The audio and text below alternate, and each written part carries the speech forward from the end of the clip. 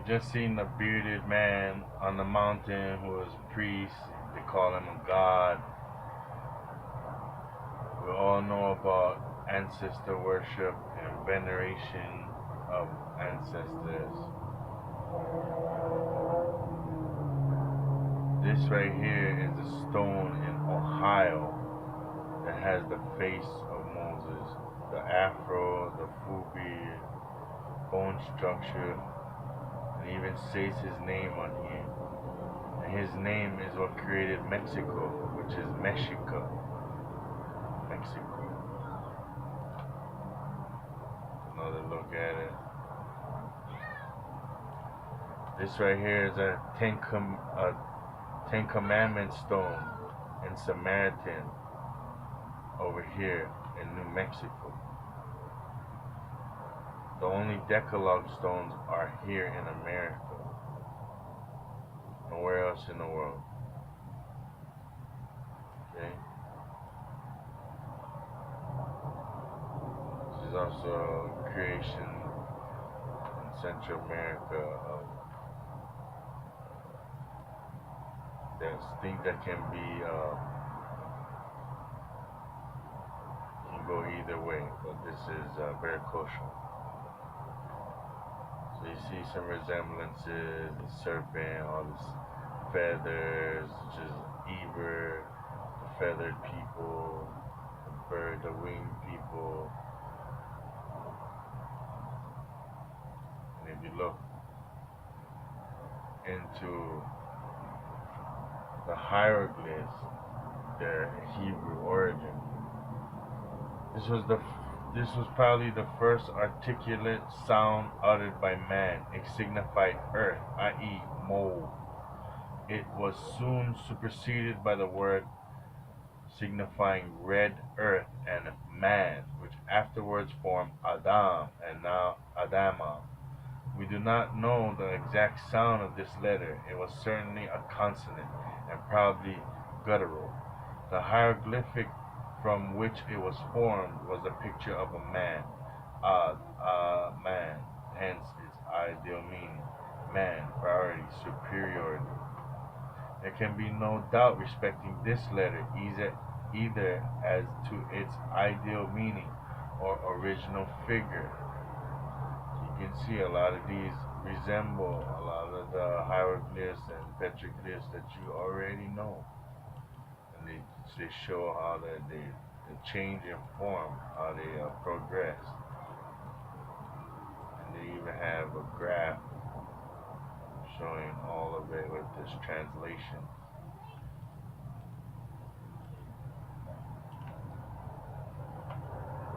Okay.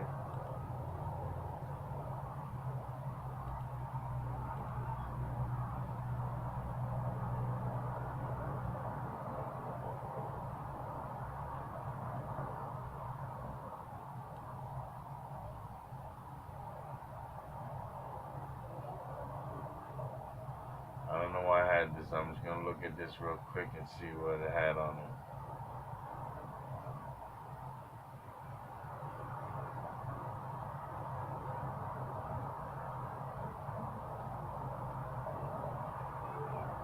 It was for the Buddhism.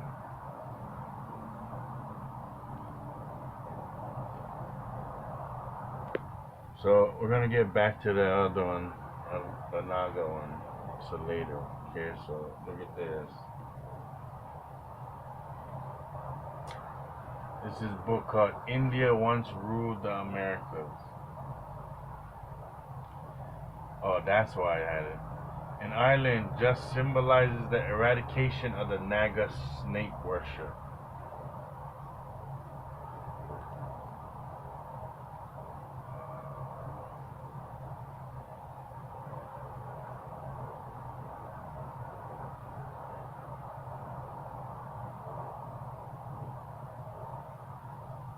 This fact alone should more than convince anyone that Indian traditions once dominated the world.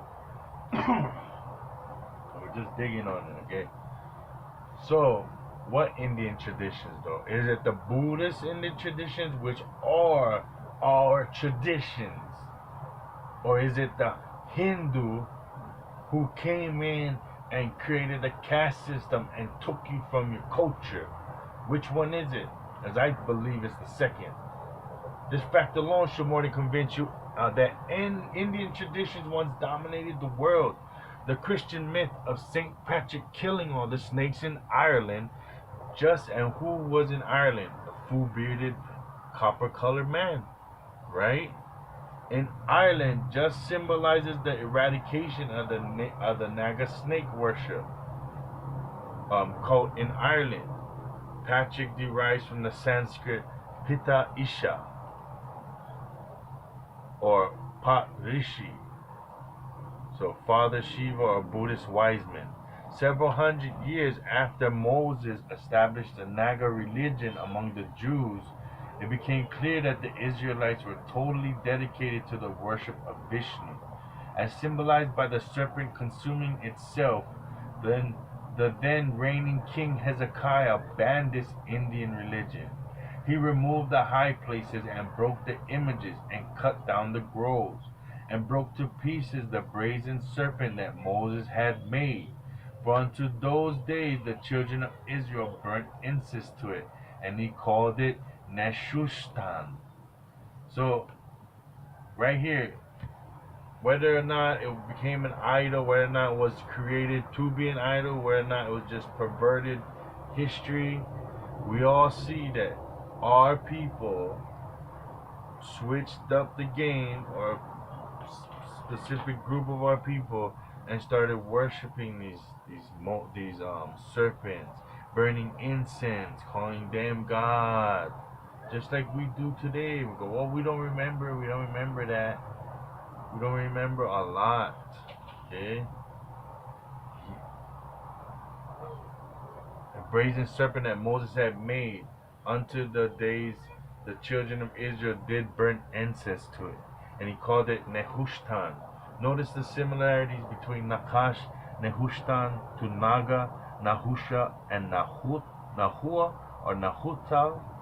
While the Mexica, ancient Mexicans, were searching for their promised land, they too had some problems with serpents. When they arrived in the Valley of Mexico, the people in control of the region, the Toltecs, refused to let the Aztecs settle there. The Aztecs then went into the wilderness of what is now called El Pedregal, the place of stone,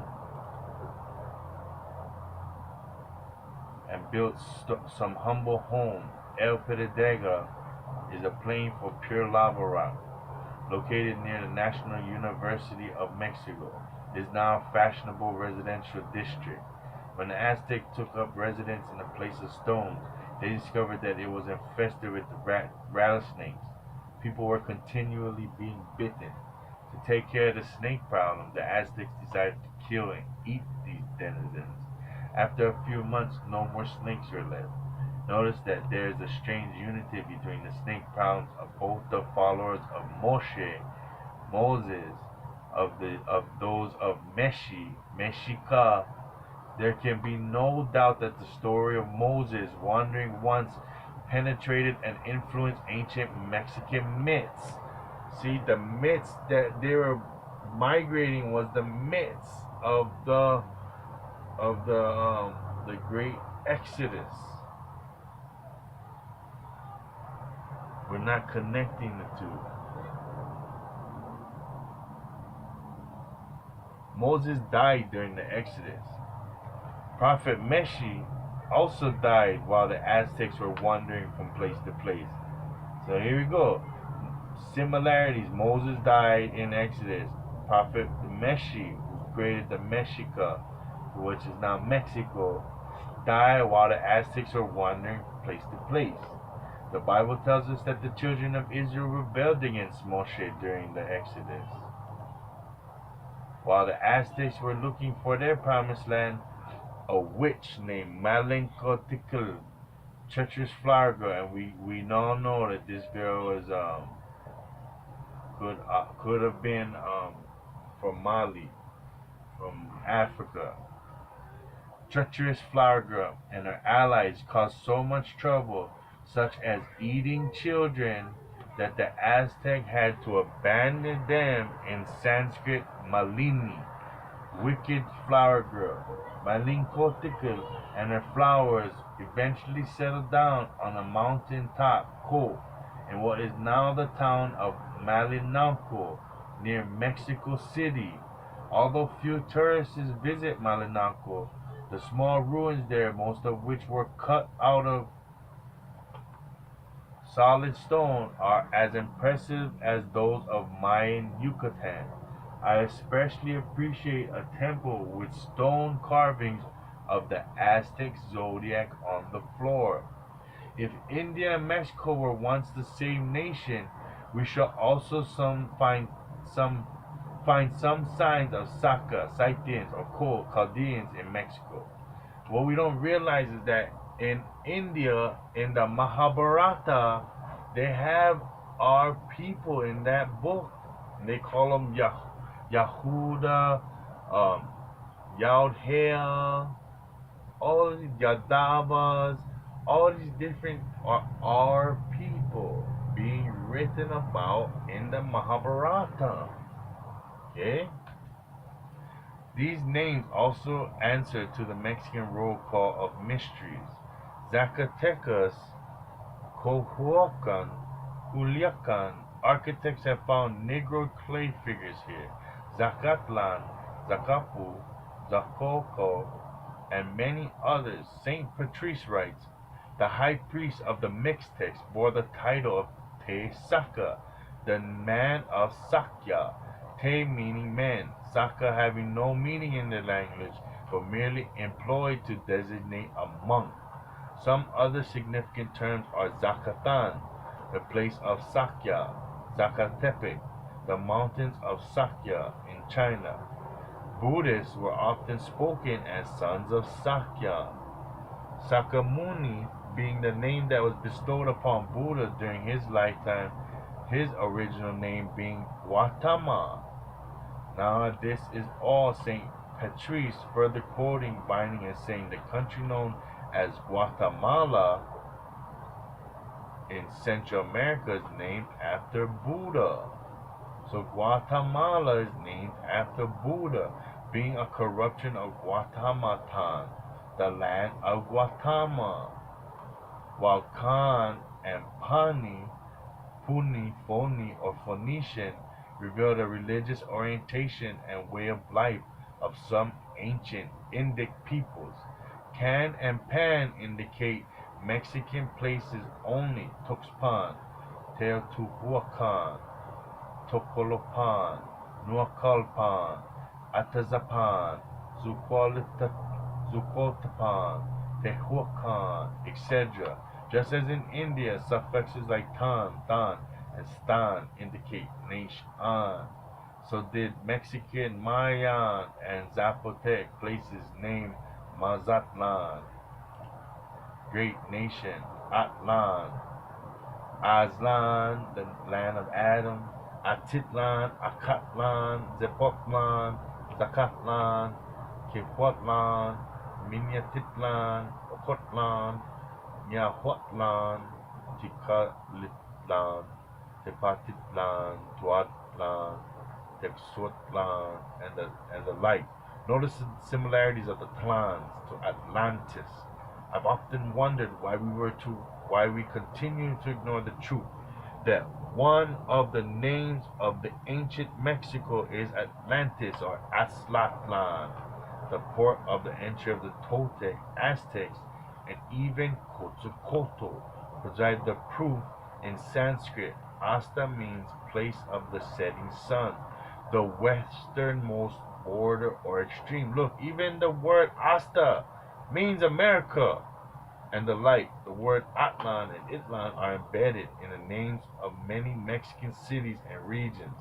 This fact has led me to believe that Atlantis was really a confederacy of tiny city-states, like Mesopotamia and principalities. If we add the Sanskrit tensor des to Atlan, we get the word Atlantis or Atlantes.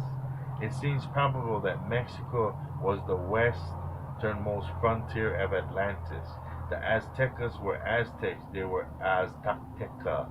The inhabitants of Mezcatitan worshipped the moon as a symbol of their island home. They even carved their moon symbol on a huge stone and gave it to the Aztecs in Mexico City. It can still be seen in the National Museum. And this stone right here records the day the sun stood zenith over Mexico City, which is you named it. It's in the Bible. All right.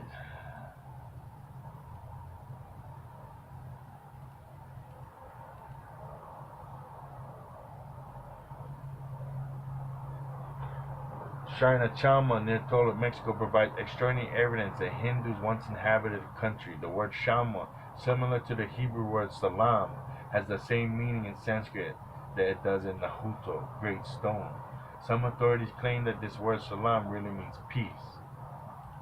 My research shows that it can mean both of those things. In Sararan, district of ancient Afghanistan, was the land of Shal or Shali. They too were devoted to the god Shiva and Shivalinga.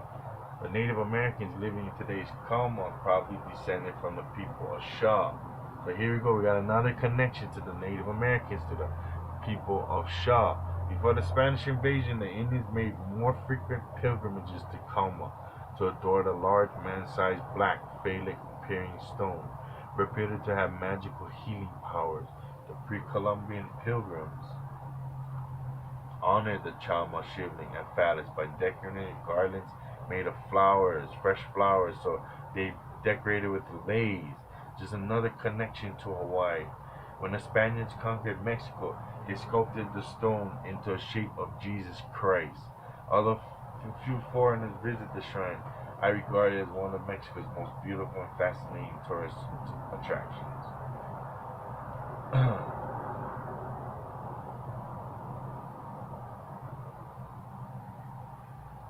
When today's pilgrims approach the suburbs of Como, vendors sell them brightly colored crowns and chains made of fresh flowers. That's leis and hakas. Hakas.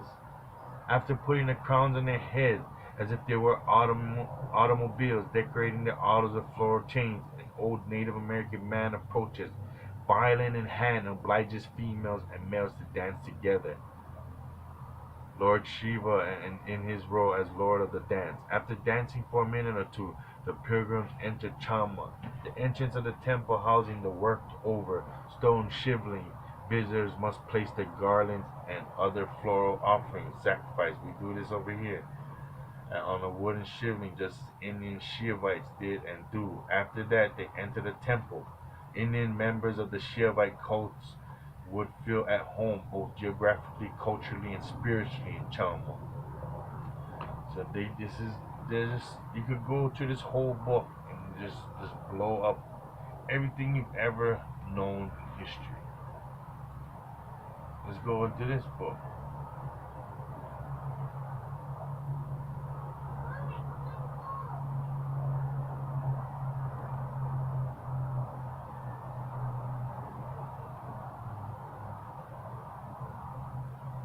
Paused at one stone slab, placed around the others, and called out. These are the tablets inscribed with drawings and hieroglyphs.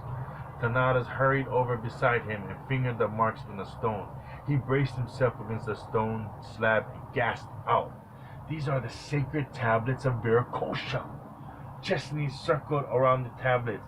2 tablets were filled with symbols and 6 with a jumble of geometric lines and patterns.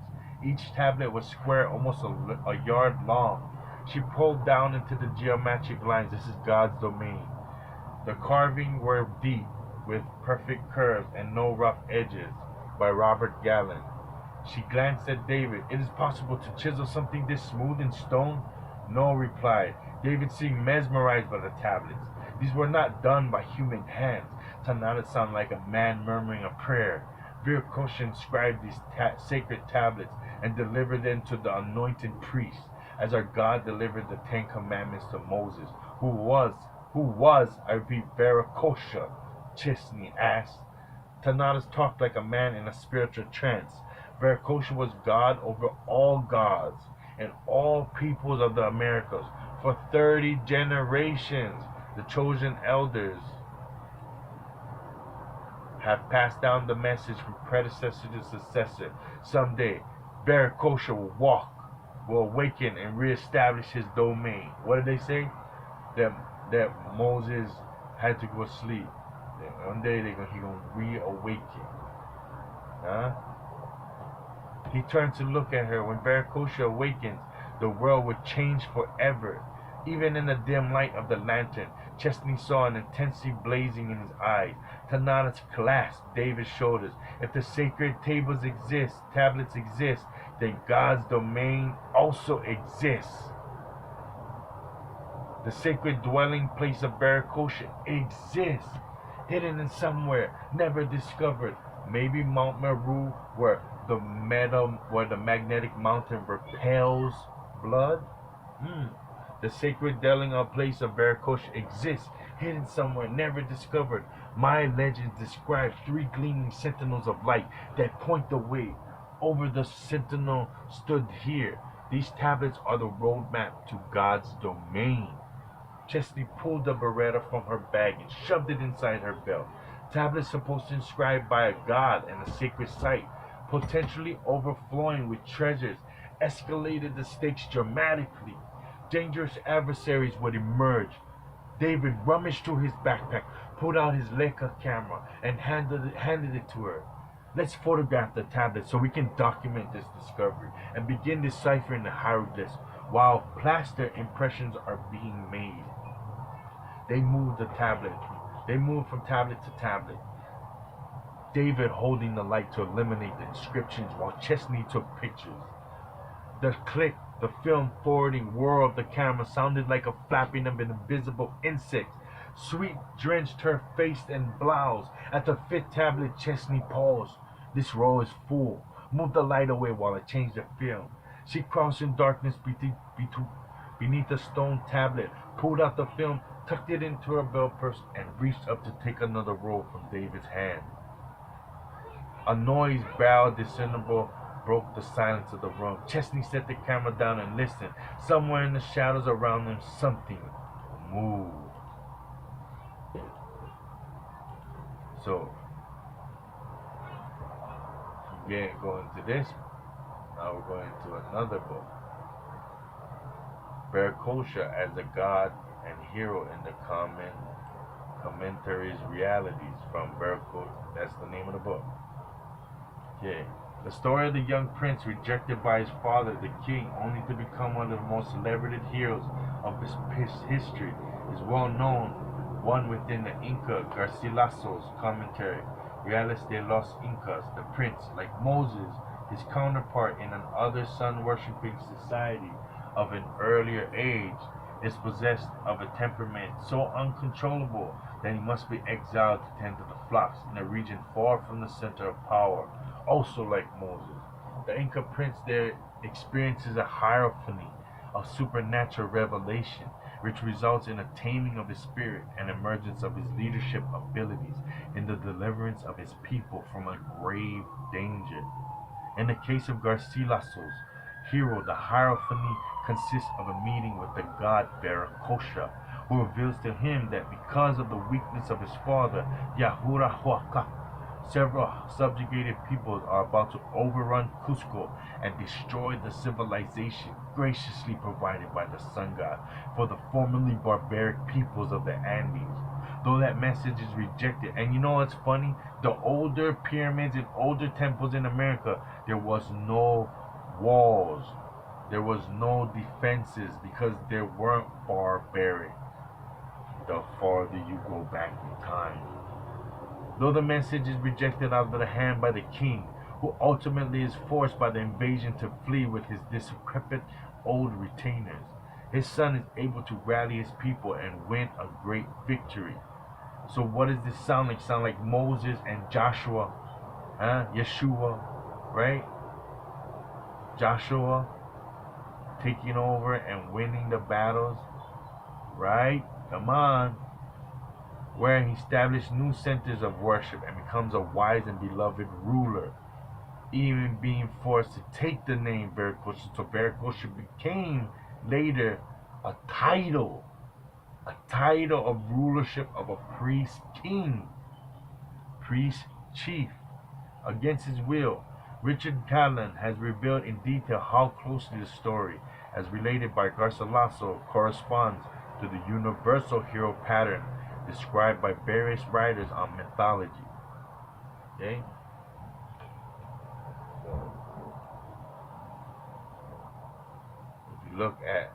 So, if you look at American Indians, see, see, you know, he is similar to me, but his one's less woolly, less springy. His one's more straight. You see how we look, all different shades of copper, and there are different nations here, not just Hebrew people. The full bearded are the Hebrew people, or the copper colored Afro people with facial hair.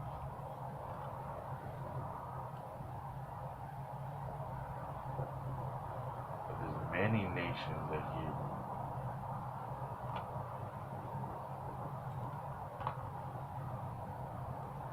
Drawn anciently or hundreds of years ago during colonization.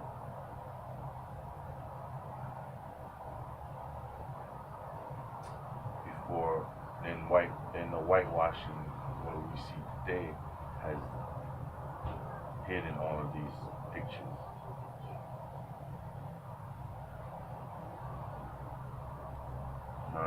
In the Bible the Creator says, and the Lord formed God man of the dust of the ground and breathed into his nostrils the breath of life, and man became a living soul. What do we call in Hawaii the breath of life? Ha. Haya. Ha. Breathe into you. Ha.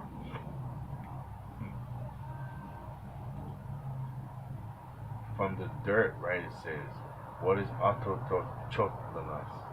Of the inhabitant of a place, indigenous, rather than descended from migrants or colonists, of a deposit of formation formed in its present position, from the dirt, Jew, where you were born, where you were created. Mulberry is throughout the Bible, and these are in America. These are in America. Our lives were in America. Stories are in America. We created, venerate, we just did like all the other cultures do.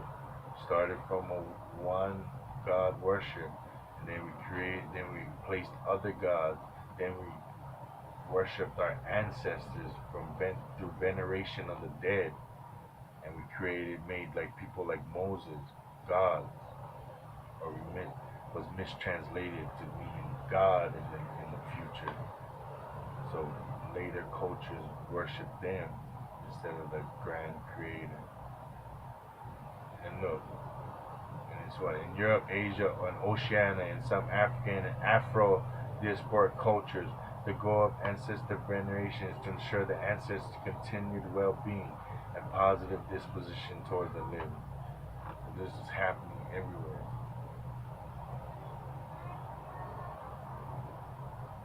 So if you look at this, oh man, I lost it.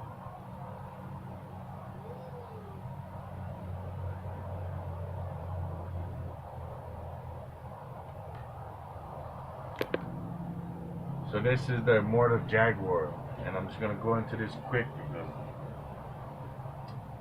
I gotta get back to everything. I could have gone directly on to Cuenca, where Padre Crespi, the old priest the Indians had supposedly been bringing objects to out of caves under the Andes, was living in monasteries, and had become some sort of folk hero, local saint. But I stayed in Guayaquil, went to the local museum and saw some beautiful ceramics, and spent quite a bit of time talking to the owner of the pension boarding house where I was staying. I always traveled cheap. I didn't like fancy hotels.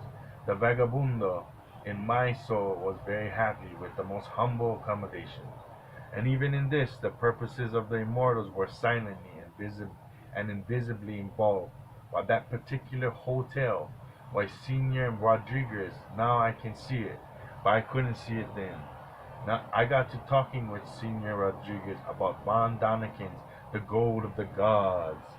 The whole business of the Indians bringing strange art objects out of caves under the Andes told him about how I had discovered the fact that Tiwanaku was the home of the gods, the world's center. What is South America? The navel of the world. To Rapa Nui, house of the sun in ancient world myth, and how the myths themselves were cryptograms that had encoded into them a star chart based on the zodiac. So if we look at these ancient star charts, they're gonna totally blow out of the water what we have been taught and show us where the true places are, which are on this side of the world. On the zodiacs that was used by ancient mariners to get to the New World, very specifically to Tiwanaku. Sir Senor Rodriguez took a little sip of rum and coke, put it in his hand, and quietly said, I am from the province of Limon, here in Ecuador, and there are all kinds of caves there. In fact, there is a network of caves that stretches throughout the Andes. You can go all the way from Ecuador to Cusco by cave. By cave.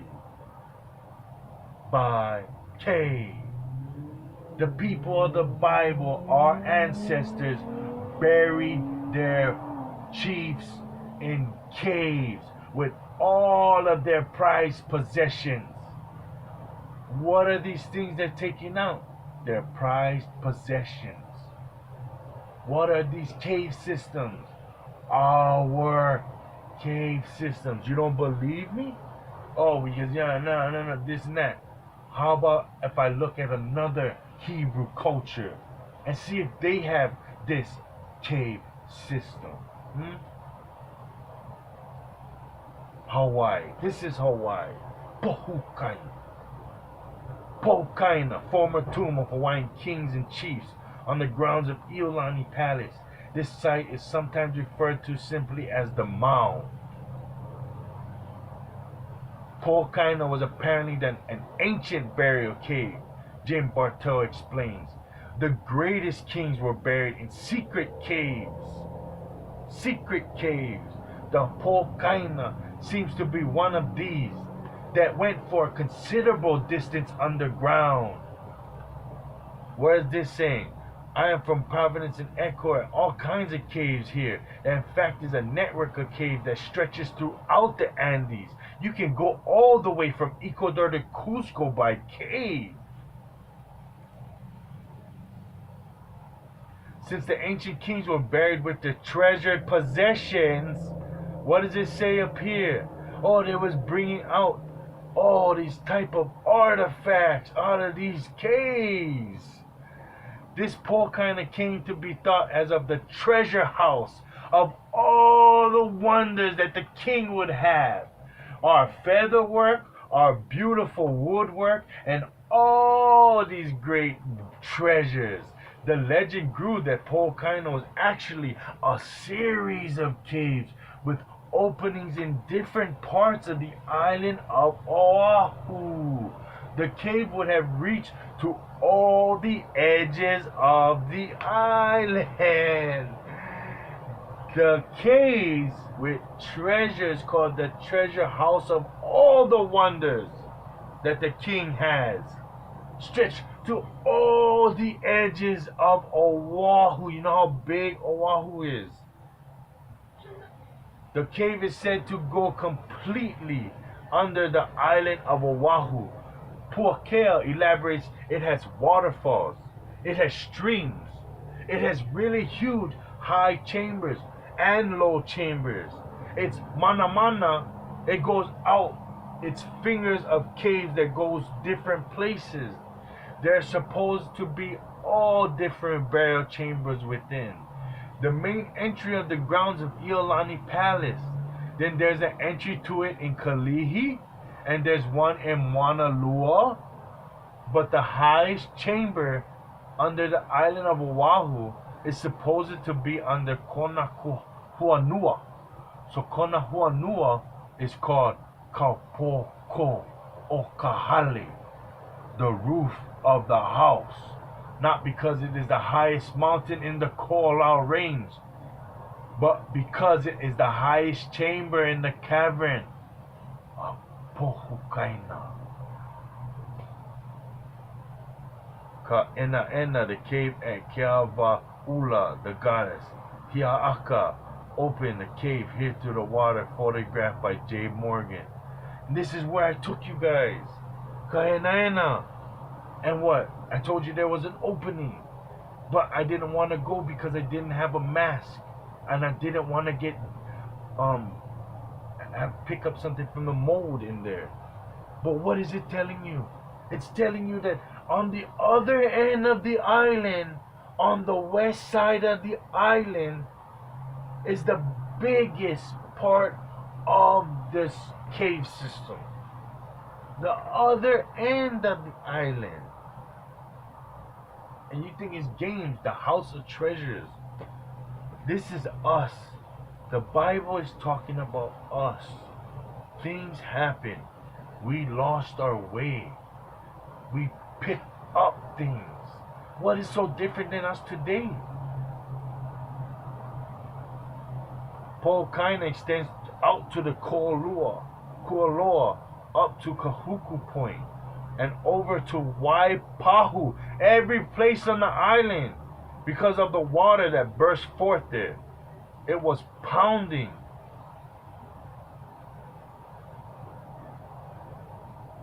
Spring, and some women pounding kapa in Kahuku lost her kua. It fell into waters, ended up drifting through the cavern, and came out in Waipahu.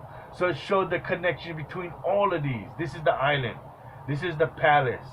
This is the biggest cave. A person over here on the other end of the island, scarf fell in the water, and it came out over here where the government took and made Pearl Harbor. This is another entry point. This is our history. This is our ancestors, the greatness of our people. We come from greatness. Realize your history. Realize your potential. Step up to the plate.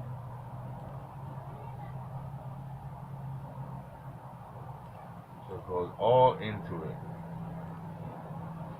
But there's always perversion. So have a keen eye. Okay? Keen eye. We never worry about PD, we do not worry about them.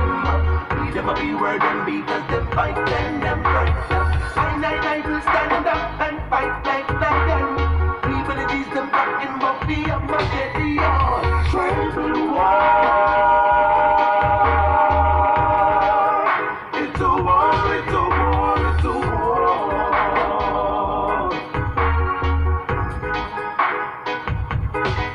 Tribal war. It's a war, it's a war, it's a war. In woman and man, hallelujah. And some we sing with joy. Counting my blessings, yeah. One way is life, no blood. Full grace, full deliverance can be our destiny. For in this life we find,